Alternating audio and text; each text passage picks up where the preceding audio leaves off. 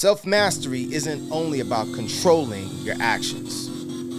It's also deciding what gets access to your mind.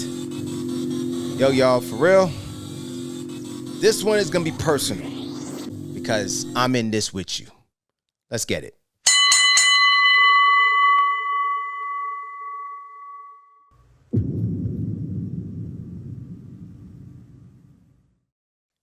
Peace, fighters. What up, fighters? And welcome to Next Round. I'm Anthony. Thanks a lot for rocking with me. I'm grateful to have you here with me. And y'all, yeah, this one is a real one because I was, and sometimes I am that person. And if we're going to be honest, all of us is this person, man. And, you know, in this day and time where we're flooded with so much stuff in our heads. Right now, you're watching this. You're being flooded right now. This is part of the flooding, but we're all being flooded with something to get our attention, to garner our attention by any means necessary. And the one thing that I tell so many people is that the two most important assets in our lives will be our time and our attention, not your money. Money will come and go, but time and attention, that's different. You see, the thing is why those two assets mean everything, because when you have those two, money's going to follow with it. If I can have your attention, I'm going to have your time. With your time, your money will follow. This is what we see nowadays. So we're talking about, man, the two things is being stolen, but one is being stolen from us daily, and that is your attention is being stolen. Your attention is being stolen. Listen, I'm not coming to you as someone who's mastered this. I really haven't. I've not mastered this because I'm still getting it.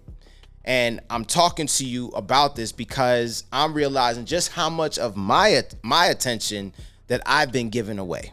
And, you know, we keep saying, man, I don't have enough time. I don't have enough time. We all say, man, I don't have time for this. I don't have time for that. But maybe time is not the problem. Maybe it's not. Maybe we've just lost control of our attention.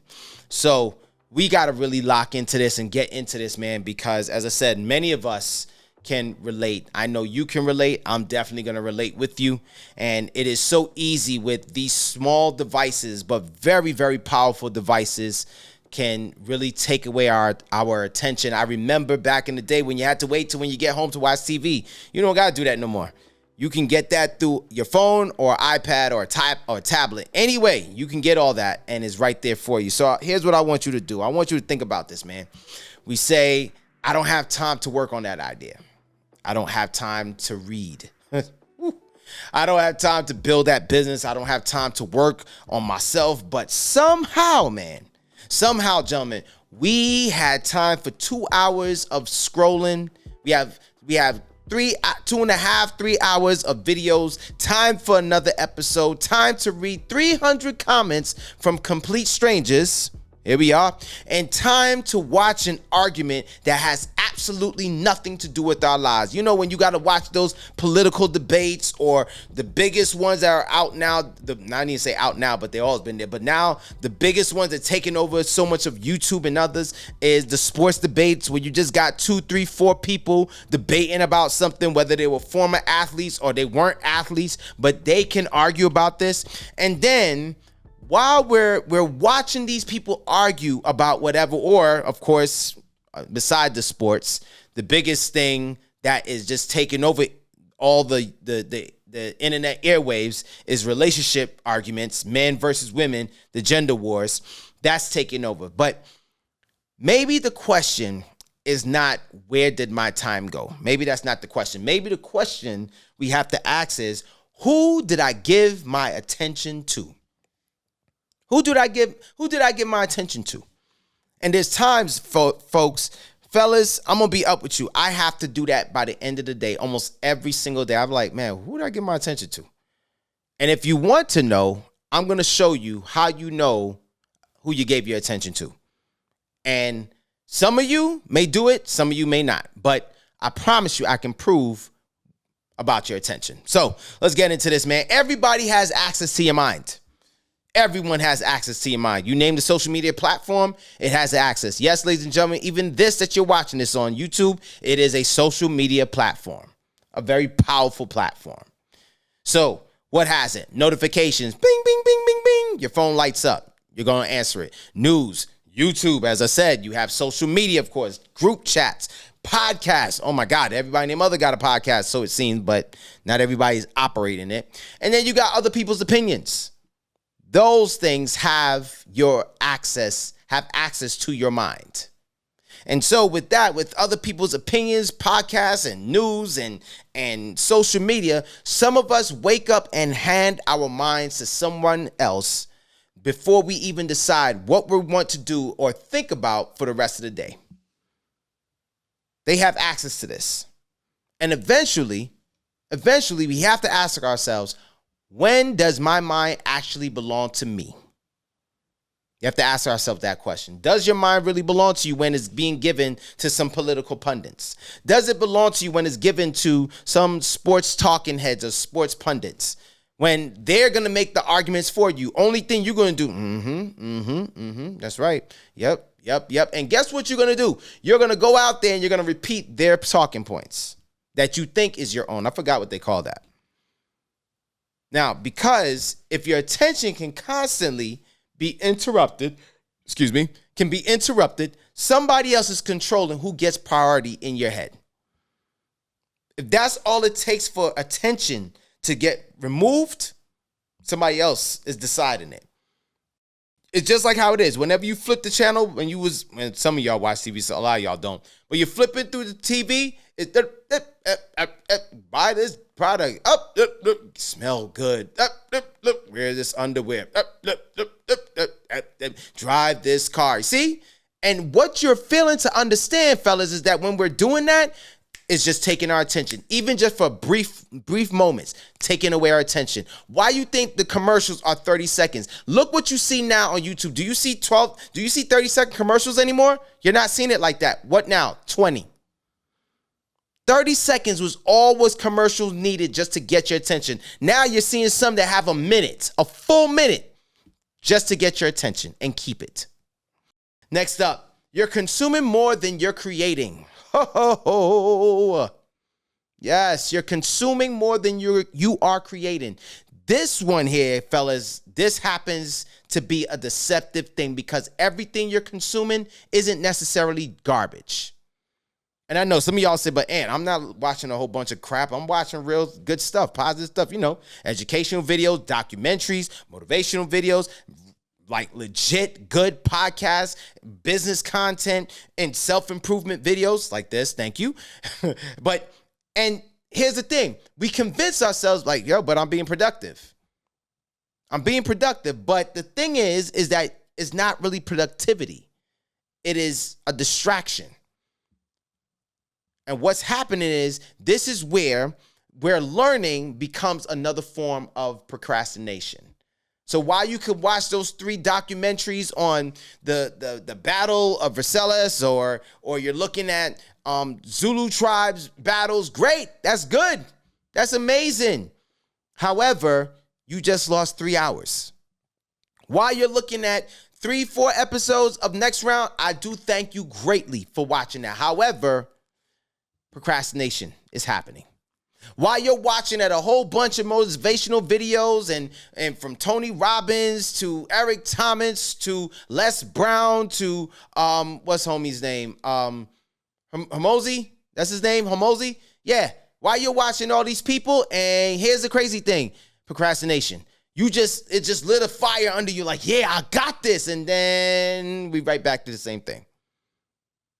So this is where this other form of procrastination is cool.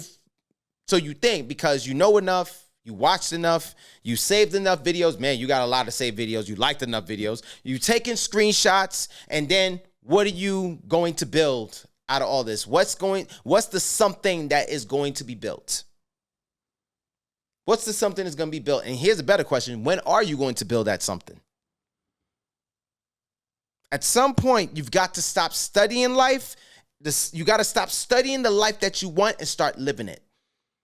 As I said, it's nothing wrong you're getting the documentaries. There's nothing wrong you're watching the motivational videos. There's nothing wrong that you're watching a good educational podcast and all that stuff. Great. Or you're listening to that, whichever one. Great. However, you got to stop using this just to think about or studying the life that you want instead of you just going out there and start to live that life you want. And I'm not saying this to be motivational. This is not motivation. It's serious. Because when you're done, guess what? You finally finish watching 2 minutes or 2 hours of YouTube videos or whatever, and then when you get up, you leave the house, you're still in the same place. There was no movement. There was nothing to move the needle of your life. Next up, you're losing your ability to be bored. Man, I'm telling you, I love to people watch. That's my favorite pastime. I can sit somewhere and I can watch people for hours. I love it. When malls were the thing, I used to just get up on a Saturday. If I wasn't doing anything, I'll just get up, boom, walk over to the mall, chill, and I'll just watch people. I watch people's movement, how they interact with strangers, how they interact with their friends, how they interact by themselves. How are they by themselves? I love to watch that. And the one thing, when people used to say, yo, you don't get bored? No. I was never bored. I had all the entertainment walking in front of me. Every 2 minutes, entertainment was walking in front of me. But this is where, growing up, I remember we had to be bored. We had to learn how to move with boredom. When it was raining, man, you had to be bored. When you had hours between, when we had summer vacation and all that, or we had like mid-winter break or winter break, when we had those, or spring break, when we had those from school, man, we had anywhere between the time of 10 o'clock going all the way to 2 o'clock, we were bored. Because what was happening? Talk shows, noontime news, and then soap operas. That's all we had. That's all we had. And we had to just sit there. By then, we couldn't afford cable or anything. But we had to sit in that boredom. Thank God for my action figures. Oh, my God. Thank God for them. Yes, my Ninja Turtles, my wrestling action figures, all that. Thank you, Lord. Those saved me. But we had to learn how to be bored. So this is the same thing now. We lose our ability to be bored. Standing in line, you're on your phone. Waiting for food, on your phone. Commercial break, phone. Even during the show, movie, on your phone. Sitting at a red light, boy, on your phone. You on the phone right there. How many times have you had to honk at somebody like, yo, the light's been green for 10 seconds, or they had to honk at you because you're on your phone? 5 quiet minutes shows somehow life is unbearable for a lot of people.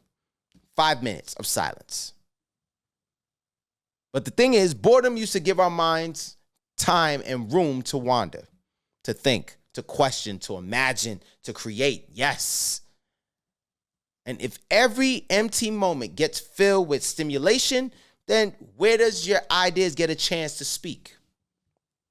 Your ideas won't get a chance to speak because it's constantly being taken over. That empty space that you have to learn something is being taken over. Next up, your purpose gets the leftovers. Yes, gentlemen, this is going to, as I said, I'm in that space with you. Your purpose gets leftovers when you are getting constantly distracted. And this, I had to sit with myself for a little while. Because there was points when my purpose was getting leftovers. My job, your job, our job gets the attention. Other people's problems get your attention. Entertainment, more than gets your attention. Social media, more than gets your attention. Sports gets your attention. Right now, some of you are watching this with the NFL season just starting, MLB season is about to be ending, and then you're waiting for the NBA season to start. Sports is getting your attention. And see, that's the whole point. It's always something there to get your attention. Everybody else's accomplishments get your attention while you're sitting on social media. You're comparing and comparison. Once you finish with the sports, the entertainment, all these things getting your attention, you're exhausted. And you tell the thing that you claim matters most to you, your purpose, I'll see about you tomorrow. But you said that yesterday. You said that 2 days ago, last week, last month. I'll get you tomorrow. And your tomorrow keeps becoming tomorrow, after tomorrow, and then the day after tomorrow. And your priorities shouldn't have to be on survival, on whatever attention you have left. It shouldn't move on survival and what attention you give it left. Like, yeah, well, listen, all I got is 5 minutes for you. All I got is just 20 minutes for you. But you just spent 30 minutes watching all these videos. You just spent 45 minutes arguing with someone on who's the best quarterback ever. You just spent 50 minutes arguing with someone on the trades in the NBA, who was better and who was not. You just spent arguing with somebody and disagreeing and yelling at your screen that some sports pundits were saying that, the Chiefs are going to be right back in the Super Bowl and be dominant. You're screaming at that. Or you're screaming at some political pundits about what they think about the latest political news right now, the Strait of Hormuz. You're still arguing about that. And that's still happening. So we got to fix some of this, man, because I had to work on some of these things for myself and still working on it. Produce before you consume.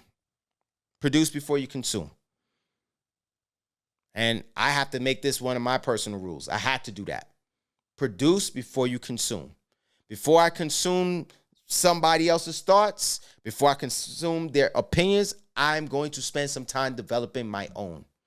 I write, you plan, read, create, work, think, then you go online. But I will say into this, insert in there action. Got to do some action.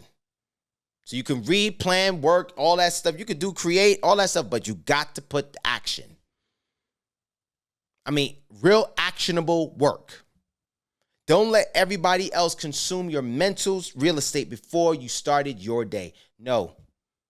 Don't let them consume that mental real estate. Every single day, well, depending on how you go, if you're watching something that into the night, guess what? That's taking up real estate. But if you don't, and you wake up in the morning, you have a blank real estate space of land, yeah, don't consume something that's going to take up that land.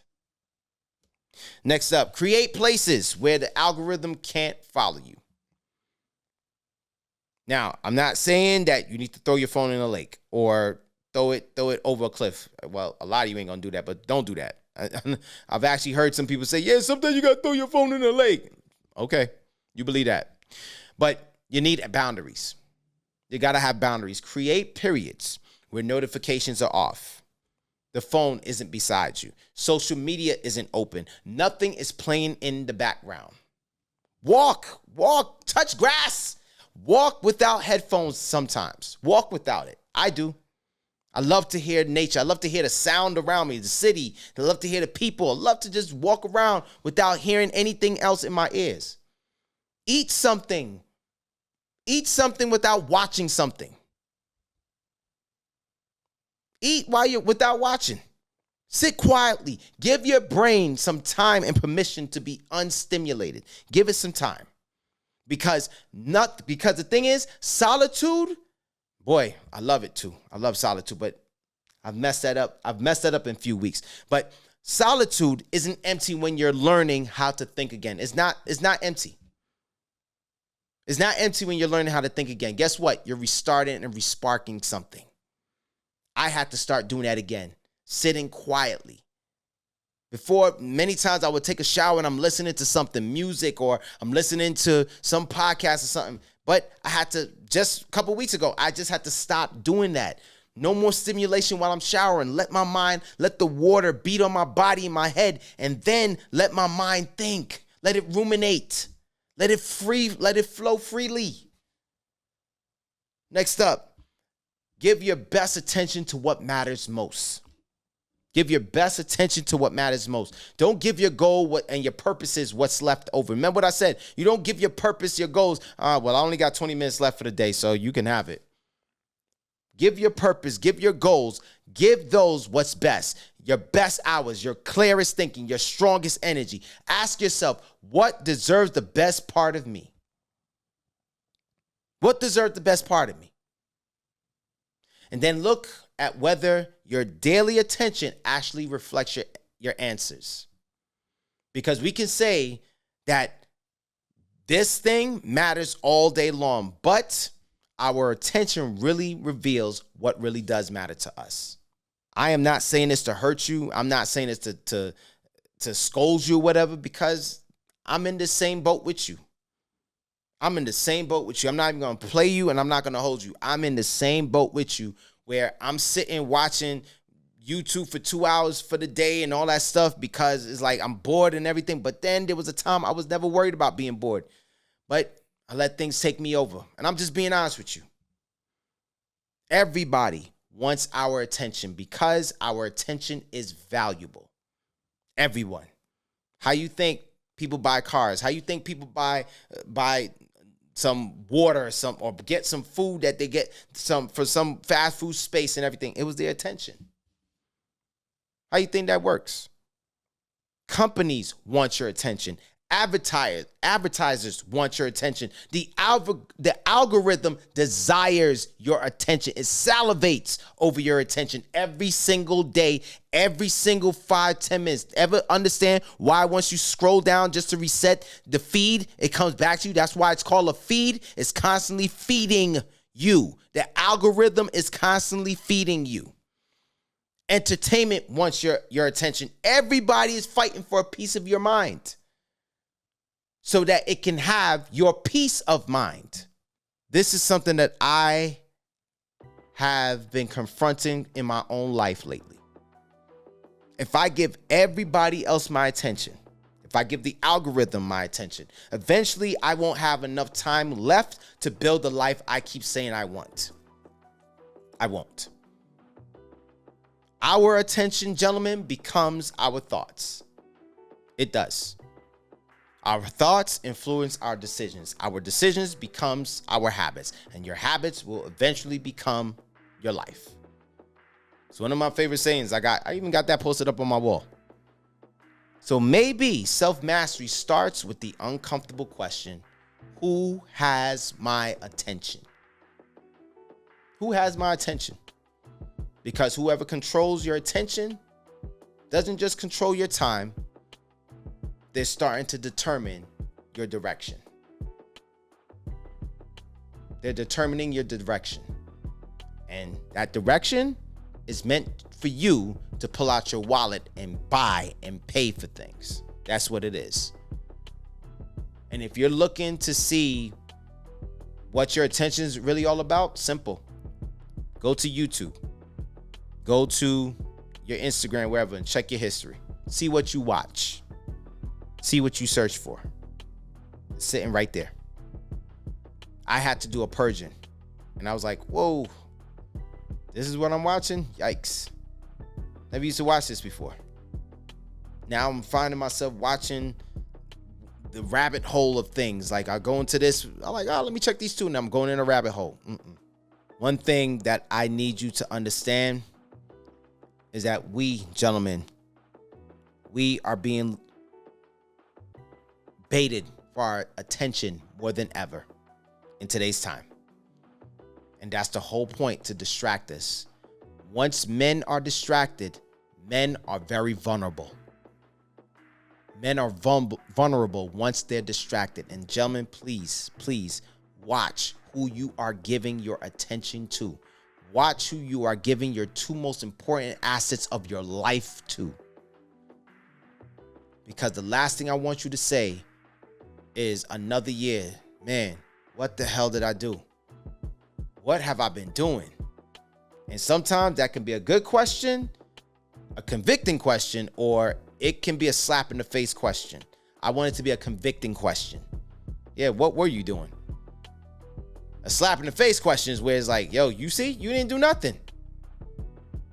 So gentlemen, go and see who has your attention and who's taking it and what is taking it away. Yo, y'all, fellas, thank you so much for rocking with me. I'm grateful to have you. And as always, go ahead and check out other episodes, like, subscribe, and all that good stuff with this. And as always, whether you win or lose, the fight is never over. The fight for our attention is never over. It is only the next round. I'm Anthony. I'm going to catch you on the next one, y'all. I'm out. Peace.